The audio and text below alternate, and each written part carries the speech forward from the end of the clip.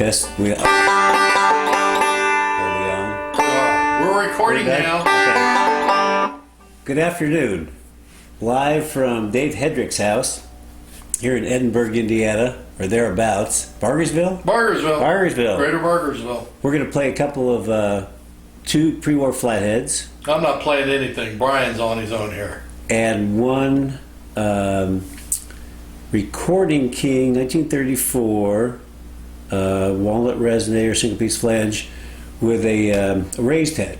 And I've left the raised head in it, and I've got what I think is probably the original skin head. And Dave has kindly loaned me a mahogany neck that's on there now. So it has a different voice, and I thought it would be good to sort of capture that, because at a certain point I'll probably take that ring out of there and put in a conversion to flathead ring without cutting the rim and put on a plastic head and see how that sounds. So they're all good banjos. They all have their own voices. They all have mahogany necks, rosewood fingerboards, single piece flanges. Any questions? Huber bridges. Huber bridges on two of them. I think that's a Frank Neat bridge on the Recording King. I just grabbed what I had handy. I think the strings are probably, are you using Huber strings? Yes. So I think it's Huber strings on all three. Right. I probably broke a string on that one and put out a rusty old string, but that's all I had. I didn't want to put on didn't want to break a new set. And both of these flatheads that Brian's going to be playing, one is his no hole, and the 20 hole that he's going to play, I think, here first is 312-8, which I acquired back, about 4 years ago now. So both of these have been recorded down at Banjothon, and you kind of get some of your own judgments about a 20 hole versus a no hole flathead. And then as Brian jumps over to the archtop, you can draw your own impressions on comparative tones. All right. Yeah. Now, hopefully I won't mess up too bad. We'll try to play the same kind of things on all three of them, so we get a little bit of comparative stuff. Already, I make a mistake.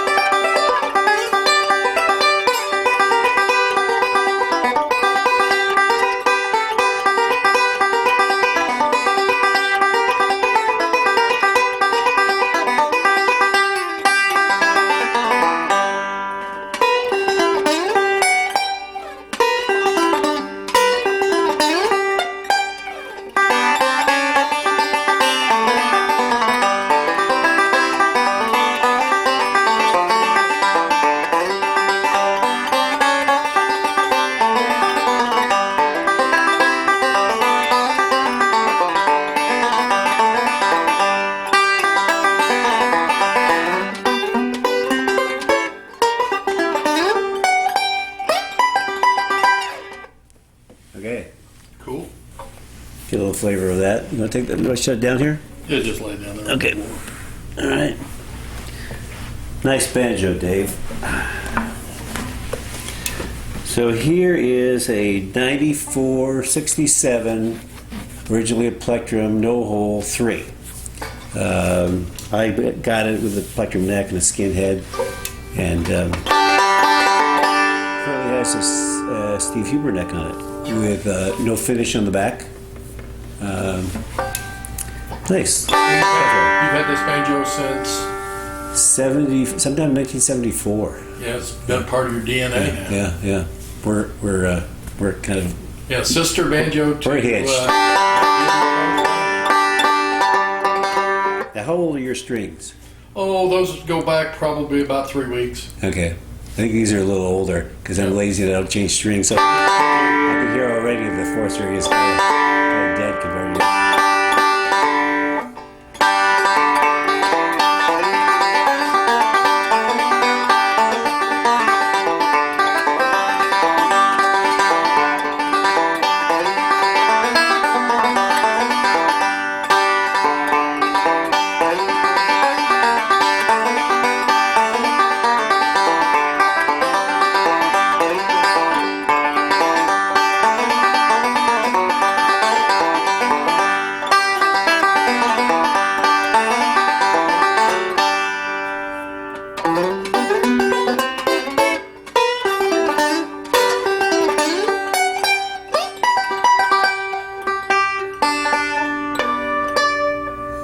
Probably should have tuned this thing first. Who tuned this thing? Not me.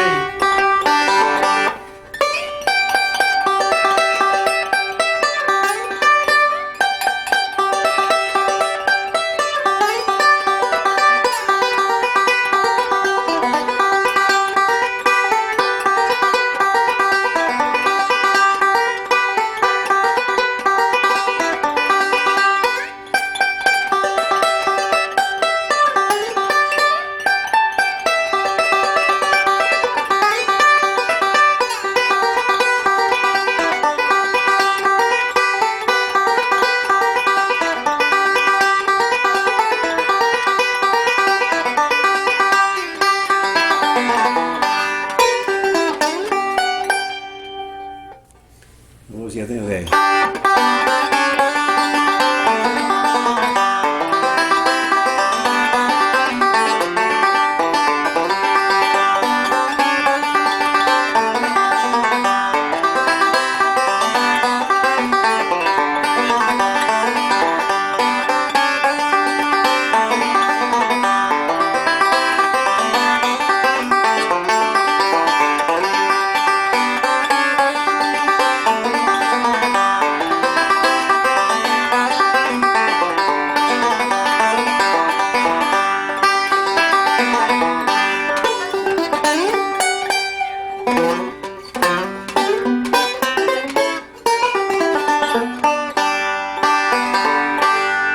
Now, what do you hear, Brian, as you play the no hole versus the 20 hole? This is a little more, got a little more sting on the first string. And it's a little drier sounding. Right. They both have pretty full voices. Right. This one's a little tighter sounding. That was a little wetter, looser sounding to me. I think on that slide on Sally, that banjo, Yeah. the no hole's being Yeah. played. Yeah. It's every note just is just really pronounced, and then it dies off. Yeah, it's pretty dry.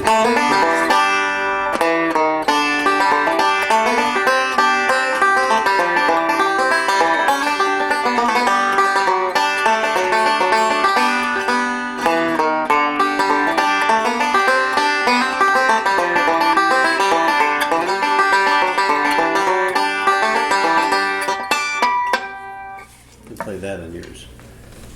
Get a quick comparison.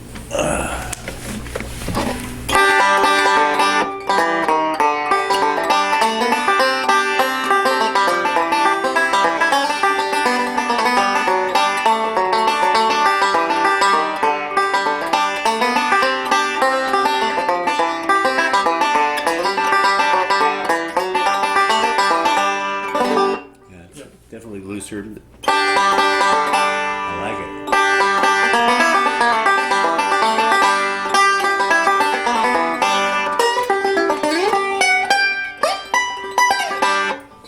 Ouch. Yes. And now for Let's play this 1934 Recording King, which back in that Depression era, Gibson made instruments for other people. They didn't put a truss rod in them typically, and they put on, and I guess these were made for Montgomery Ward. Yeah. And this particular model, I guess, showed up one time in a 1934 catalog. So it's like a style two, but it came with an archtop tone ring. No label on the inside, no number, no wheel or anything. Straight from Tenor. the factory with the 40-hole archtop. Yeah. So I put on Original Rogers calfskin head on. original what's it? 2-star Union brand. Union. I stuck a Presto on there. That's the armrest it came with. Pretty clean. Mahogany Frank Nick built in about 2001. Okay. 2001, 2002. Yeah. Pretty comfortable neck. It's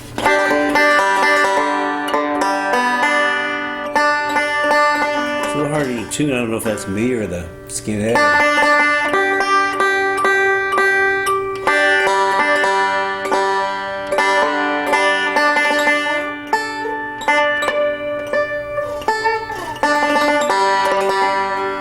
right, let's try it.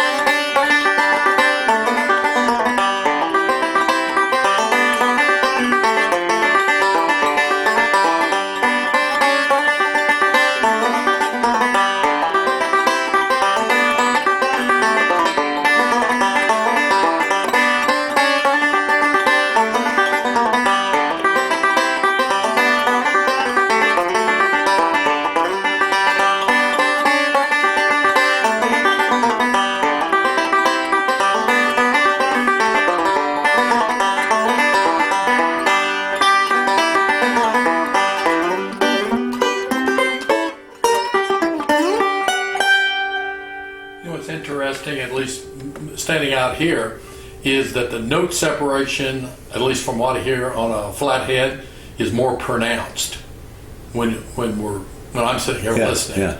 It's not that the archtop has notes running over the top of it, but the decay and the drop off from one note to another is just more pronounced on those two flatheads. That sounds like a good thing.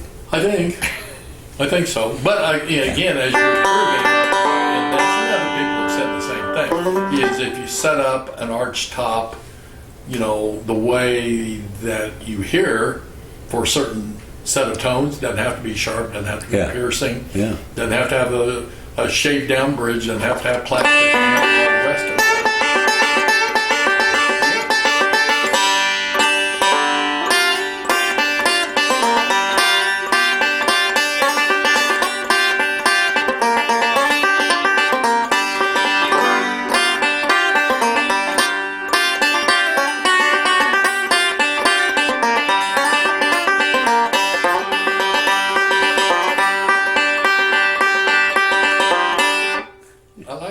I like it too.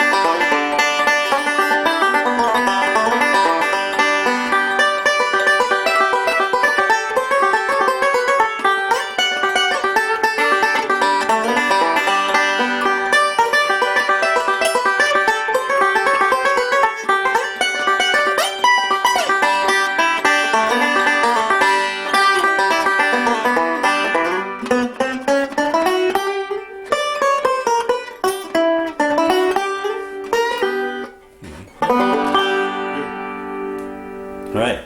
Next time I see you, Then we'll, you have a plastic head yeah, on we'll go with the plastic head. and a conversion tone ring. Okay. And we'll see what happens. Yeah.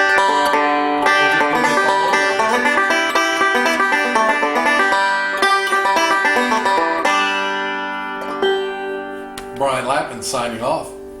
Good night, David. Good night, Brian.